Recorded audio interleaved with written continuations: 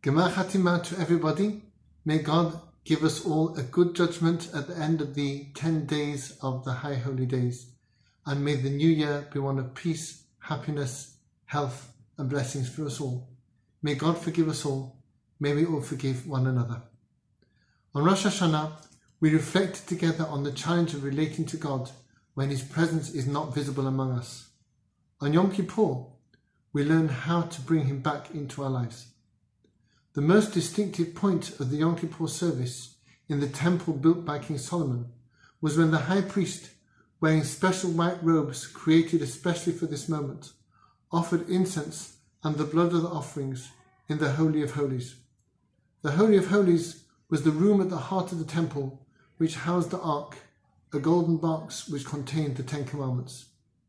This spot was so holy that only the high priest could ever enter, and only at that time wearing those clothes and to perform those offerings. This was as close to God as a human could get on this earth. What wouldn't we give to have that access to God? How far are we from even walking on Temple Mount? Never mind praying there, never mind building a temple there. While the power of the divine presence by the Ark was very intense, it was not a mystery.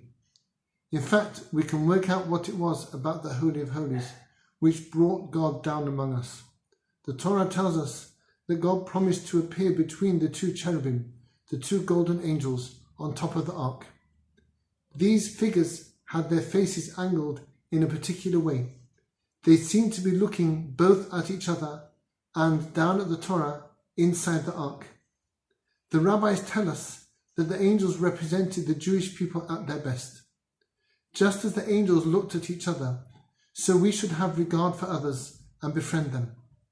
Just as the angels looked down at the Torah, so we too should think about the ideas and rules of the Torah, which should be the foundation of all that we do.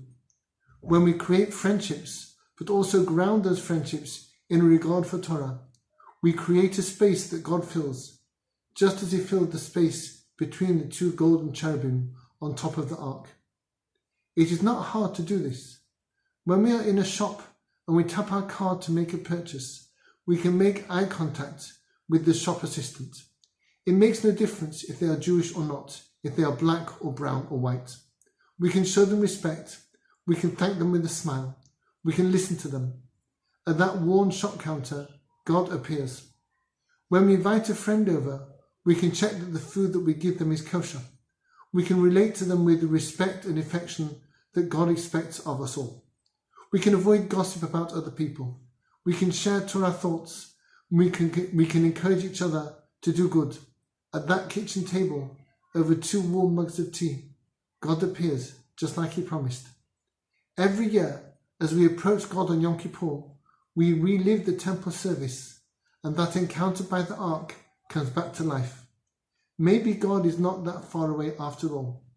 Maybe with a bit of Torah learning, a bit of thought, and a bit of niceness, we can bring the divine presence into our own lives, with the Torah as the foundation for our thoughts and deeds, and comradeship as a way of life.